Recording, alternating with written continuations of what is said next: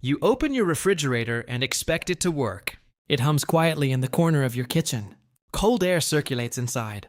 Milk stays fresh for a week. Meat lasts a month if frozen. But 12,000 years ago, none of this existed. No electricity. No glass doors. No thermostat. So how did ancient humans keep their food from rotting? The answer is stranger than you think. Food spoils because of microscopic invaders. Bacteria, fungi, enzymes. They break down nutrients. They release foul smells. They turn meat green and milk sour. In warm conditions, a piece of raw meat becomes dangerous in just 4 hours. A single bacterium can multiply into 16 million in 8 hours. The clock was always ticking.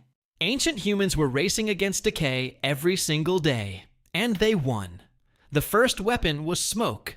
Around 50,000 years ago, humans discovered that hanging meat over fire did something unexpected.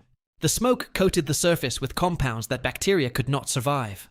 Phenols, formaldehyde, creosote. These chemicals seeped into the meat. They created an invisible shield. The meat turned dark. The texture changed. But it stayed edible for weeks instead of hours. Smoke was the first refrigerator. And it was powered by nothing but burning wood. But what about the cold itself? In 400 BCE, Persians built structures called yakchals. These were enormous cone-shaped buildings made of thick mud brick. They stood in the desert heat. Outside temperatures reached 50 degrees Celsius. Inside, ice stayed frozen all summer. How? The walls were thick enough to block heat transfer. The cone shape pushed hot air upward and out through a small opening at the top. Underground channels brought cold water from nearby mountains. The Persians made ice in the desert. Think about that for a moment. You live in a world where ice melts in your drink within minutes. They made ice last for months in a place where the sun burned everything. But could you do something even simpler? Could you just bury your food? Yes, and thousands of cultures did. The Irish buried butter in peat bogs. The bog's acidic, oxygen-free environment stopped bacteria from growing. Butter buried in 3000 BCE was dug up in 2008. It was still recognizable. Some people even tasted it. It reportedly still tasted like butter, slightly tangy. But butter, 5,000 years underground and it did not rot. How is that possible? Bogs are natural preservation chambers. The acidic water leaches out calcium and magnesium from the soil. This prevents bacterial metabolism. The lack of oxygen below the surface stops decomposition entirely. Organic material sinks into this chemical soup and gets locked in place. Bog bodies from 2,000 years ago still have skin, hair, and fingerprints. The bog does not care if you are a piece of butter or a human being. It preserves everything it touches. Then there was salt. Salt was the ancient world's most powerful weapon against decay. Roman soldiers were sometimes paid in salt.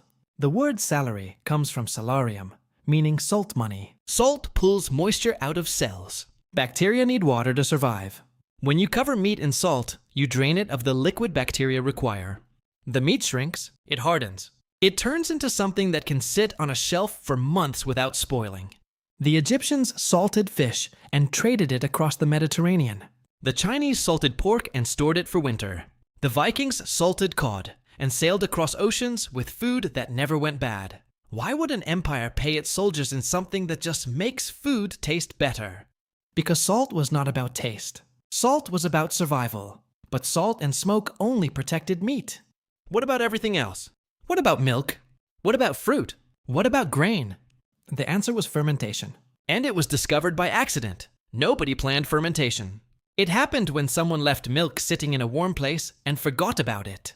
The bacteria already inside the milk began consuming sugars. They produced lactic acid. The acid lowered the pH. The milk thickened. It curdled. It became something completely new. Yogurt. And yogurt lasted far longer than raw milk. The same process turned cabbage into sauerkraut. Soybeans into miso. Grapes into wine. Grain into beer. Every culture on Earth discovered fermentation independently. The Chinese fermented rice 9,000 years ago. The Egyptians fermented barley 5,000 years ago. The Mongolians fermented mare's milk and called it kumis. They carried it in leather bags tied to their horses. The motion of riding stirred the milk continuously. The horse was the mixer. The saddle was the factory. But here's the part no one talks about. Fermentation does not just preserve food. It makes it more nutritious. Fermented cabbage has 12 times more vitamin C than raw cabbage. Fermented milk has more bioavailable protein than fresh milk. The bacteria that cause fermentation are the same bacteria that live inside your gut right now. You are not just eating preserved food. You are eating a living ecosystem. The ancients did not know this. They just knew it worked. Then there was honey. Honey is the only food that never spoils. Ever. Archaeologists found 3,000-year-old honey in Egyptian tombs. It was still crystallized. Still sweet. Still perfectly edible. They tasted it. Honey does not spoil because it has almost no water. Its sugar concentration is so high that bacteria literally shrivel up and die inside it. Bees also add an enzyme called glucose oxidase. This enzyme produces small amounts of hydrogen peroxide. That is bleach. Bees bleach their own food to keep it clean. The Egyptians used honey to embalm the dead. The Greeks used it to treat wounds. Honey was medicine. Honey was currency. Honey was a substance that defied time itself. And then there was drying. The simplest method. The oldest method. The sun did the work for free. Africans dried fish on rocks under the sky. South Americans dried potatoes on mountain terraces. The Inca invented a technique called chuño. They left potatoes outside in freezing mountain nights. Then they crushed them under the morning sun. The freeze-thaw cycle squeezed every drop of water out. What remained was a dry, hard white pellet that could be stored for 10 years.